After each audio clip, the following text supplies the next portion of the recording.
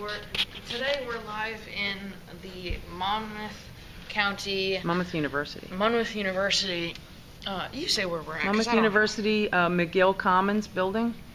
And we're here with Harold Brown. And we're going to be talking to him about his childhood as living on a, I guess, farm. Mm-hmm. Before we start, we have birthdays. Today's birthdays include Dan Caro, Marina Radkova, Candace Oakes, Jessica Stolt, and Rebecca Rosen. Mondays, Carrie LeBlanc, artist Carrie, Kathleen Ann Nixon, and Jake Kelleher. Tuesday is Bill Ryder from Green Party of New Jersey. Wednesday is Shar Nolan and Raven Hawk Silver. And Thursday is Gabriella DeSantis. And also Thursday is my sister Shelley DeRitter's birthday. I want to shout out to her. She's in Tabernacle, New Jersey. So, can you tell us a little bit about what it was like growing up on a farm as a kid? Well, I suppose I grew up like every other farm kid. You're basically growing up in an environment where everything is centered around, farm life in the country, and so on. So from the get-go, you are indoctrinated into a particular relationship with nature, with the farm animals, and and I want to kind of explain, when I say indoctrination, I'm not saying that that's necessarily a bad thing. I mean, we're all indoctrinated into something. It's the values and the beliefs that we're taught as children by our parents and so on. But for me, that started, of course, with my parents, and then my grandparents who owned the farm that we lived on, and then by extension, it was the farming community, and then 4-H, the church we went to, college, everything supported this particular relationship with farm animals and with nature.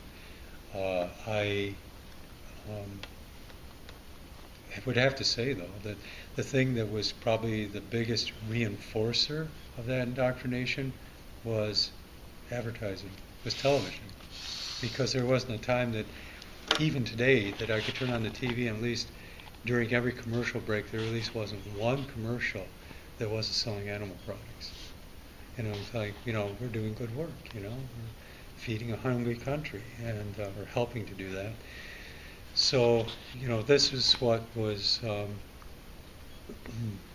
part of what it was like to grow up with that. There's a lot of great things about growing up as a farm kid, just getting to watch wildlife, and watching the cycles of nature and the seasons and so on. But, there were the downsides, which was, your relationship with the farm animals, going hunting, fishing, stuff. I hunted and I fished. So it was a schizophrenic relationship I had with animals. Could love my dog, but didn't have a problem shooting a rabbit. Our farm was a small farm. It was not a large operation. We raised beef cattle primarily, but we had a pig or two at any given time. We had dairy goats for a while. We raised rabbits for meat. And when I was a little kid, we had a couple dairy cows that we milked for our own use because it was illegal to sell raw milk. So that was basically, also sheep. I knew sheep real well. My great uncle owned the farm across the road from us, and at any given time he'd have several hundred or 1,000 head of sheep. So I knew sheep real well. Okay, was it a large family? Did you have a lot of siblings? No, just one brother. So we were a small family, but we had an extended family, and my grandfather's brothers owned the farms around us, and they were all into something different. What happened to your bull named Max? Well, he was actually a steer. He was this Holstein steer who my grandfather bought at auction, and he was young when he brought him to the farm.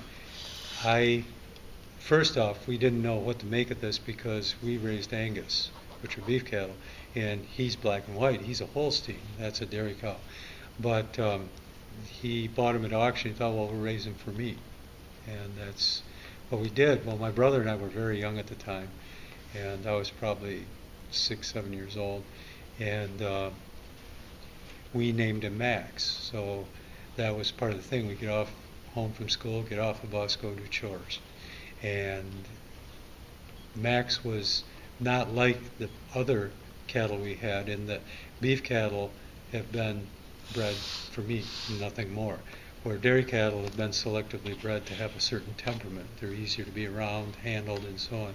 So Max liked to be petted and scratched and be around us.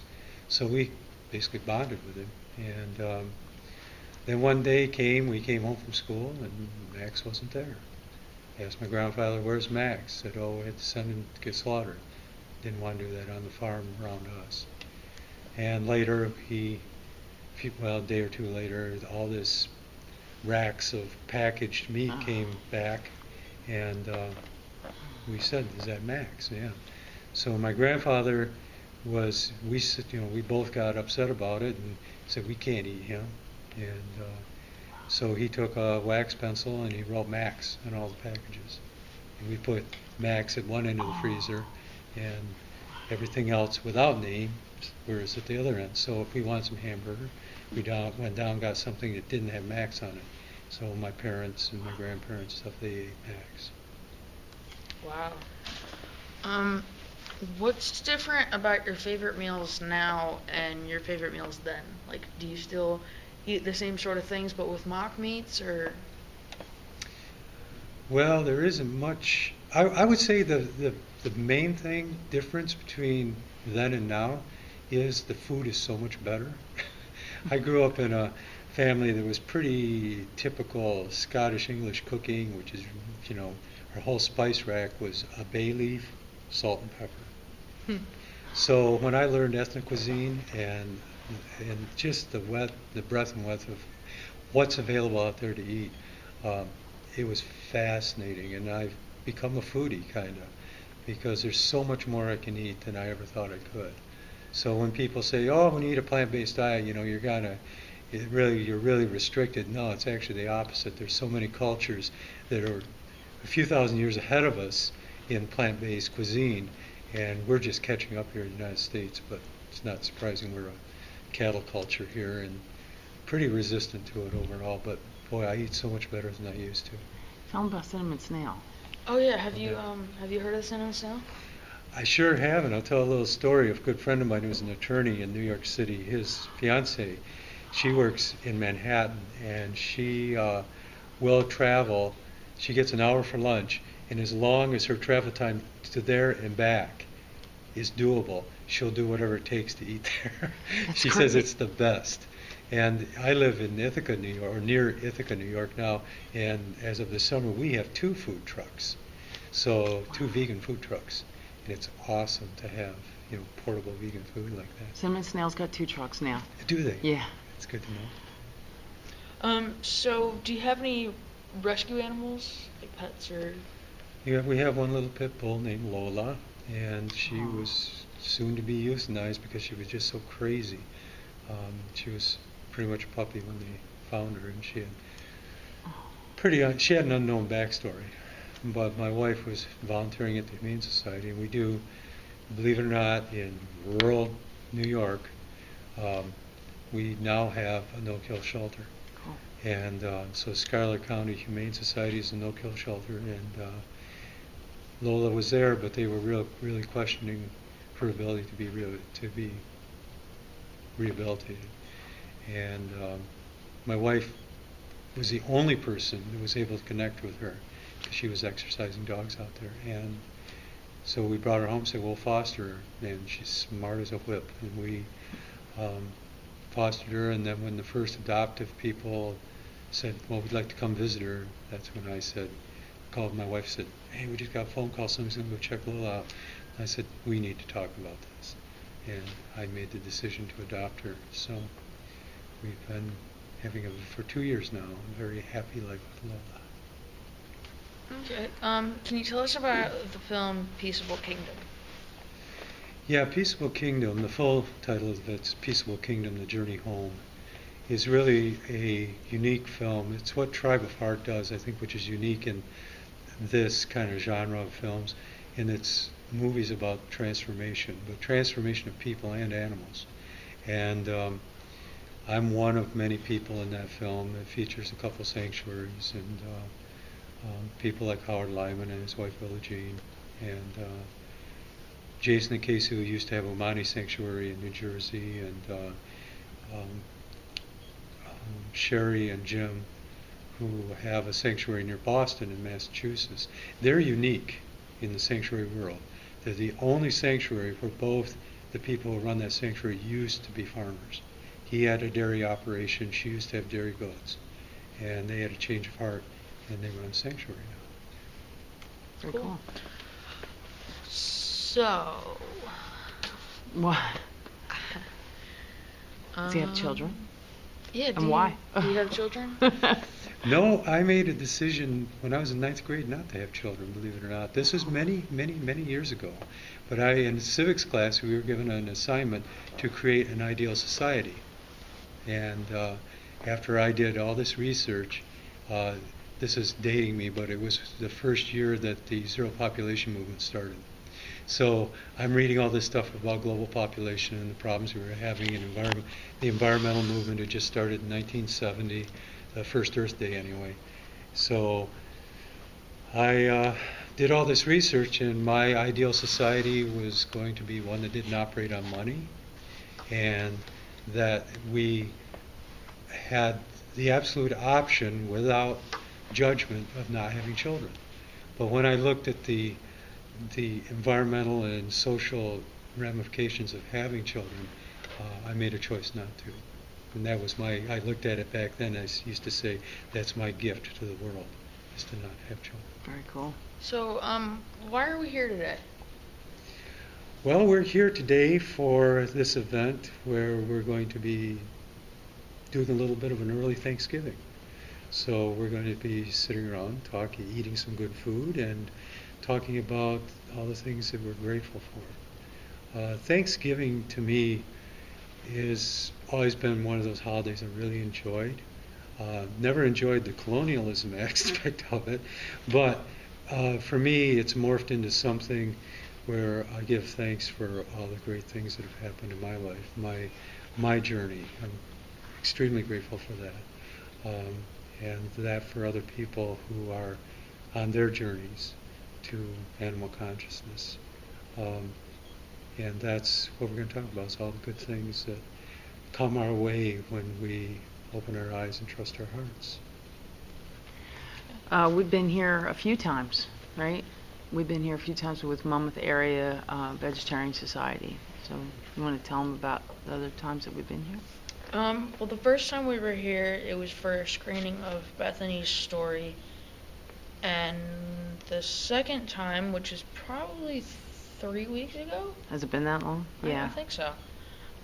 We were here to, I guess... There was a bunch of guests. Yeah, there were a couple people here and they were speaking.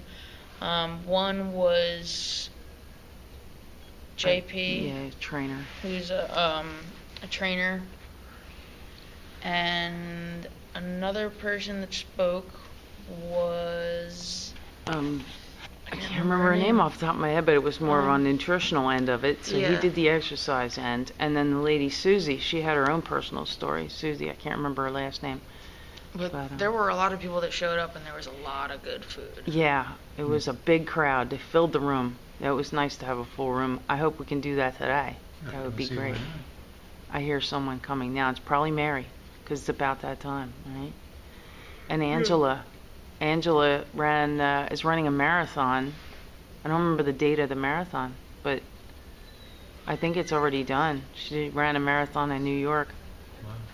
Oh, New York City? Yeah. Yeah, that was Who is 2 weeks that? ago. My sister-in-law ran it. We don't know who that Is this is. the vegetarian person? Yes. Yeah. You want to ask them questions? How they found out about it? You have We time. only have... Still have what, 5 minutes, 10 minutes, maybe? It's 12:18. What about are you involved with any social groups that are vegetarian-based? Oh, sure. I live near Watkins Glen, New York. I love it. And George Eisman, who's a registered dietitian, he was the first dietitian in America to teach vegan nutrition back in the 70s down in Florida. He lives in Watkins Glen, and he started a number of years ago a vegan Thanksgiving event, which takes place on Thanksgiving Day in a little burg just south of Watkins Glen. And we usually get anywhere from 30, 50 people at that, and it's a great time, great food, and so on. So we do that, and there's the Ithaca, New York has a pretty happy scene with people getting together, doing things. We've got vegan drinks. We've got all these social events that go on a regular basis, and it's. And we're pretty involved with it because my wife is my wife Linda is an outstanding cook, and it's one of her real passions in life is cooking. So she gets to show off her talents at these events. Have you been to Farm Sanctuary? Yes, I have. Yep. We went for, I think we went twice Woodstock. for the one in Woodstock. well, we went to both Yeah. for the celebration for the turkeys. And That was where we first met Shar. yeah. Well, I think we met her before that. That's why we went with her. Facebook. Yeah. We talked to her about it on Facebook, and then That was a we lot ended of up fun. just carpooling down there. Well, the lake is beautiful there. Oh, I yeah. love walking around that lake, and now I've driven the truck up there a few times too. I drive a truck for a living. Oh, nice. Didn't we go out on the jetty, the big rock? Yeah, I Jenny? went first. I woke up before you guys. Uh-huh. Yeah, but you didn't go all the way out there. I know why you woke up before she did, but Yeah, because she was asleep a lot later than I was. We don't need to say why. Okay, so kind of a funny story what happened there. But it was a that's pretty okay. We don't need to Trip. tell that story. There's It pictures was- to prove yeah, it. it was a pretty good trip. I really wanted to go again next year, but we couldn't. You got some great sanctuaries in this area. You got Yeah. For the Animals, you got Poplar Spring, which isn't that far away. You know, there's a couple of good ones. And Popcorn Park Catskills. Zoo. Oh, I haven't heard of that. Yeah, it's like a humane society type, and they just take in rescues. There's so many, you know, it's endless. But they have a lot of different types of animals, Yeah, there's probably about 50 peacocks that just roam free. Wow. and wallabies, and giant Wow. turtles, and They alligators, have and massive tortoises there. yeah, and emus, cows. Hmm. They take in any animal. They I have guess. at least one black bear. Oh, and they've brown got the bear. cat house. They've got like a converted apartment. It looks like the inside of a house. It's just beautiful. There's so many cats. It's crazy. They and have they like have a dog reptile kennels. one, and pretty sure they had some pretty big snakes there. They got a lot of pigs. Yeah. Well, that's And somebody donkeys. you need to interview is Kathy Stevens from Okay. Catskills Farm Animal Sanctuary. Cool. She's got 2 books out now, and she's an amazing person who's had a long journey too, in a way, kind of like mine. You know their website? Yeah, they have a website. Yeah, it's Catskills Farm Animal Sanctuary.org. Okay. And yeah, she's got an amazing. It's near Woodstock. It's like 40 minutes from Woodstock. I'd like to get up there. That would be cool. And on go the lights. There's people showing up. I'm glad that you can Great. stay and be a part of this and be able to eat with us. And I think that's fantastic, especially around the holidays. Like nobody wants to travel on the holidays unless it's to family. So I The think only it's thing really, that kept me away is a snowstorm. yeah. Well, I'm glad it didn't snow yet. Yet. I kind of want it to, because then I'd be stuck in the house. I don't know who else is coming in here, but you still have a couple minutes. Mary's here. Do you have your own website? Any social Oh, media? Right. I'm on Facebook. You just look up Harold Brown and look for the picture of the guy sitting next to a cow. And then I do have a website. I have a nonprofit called FarmKind.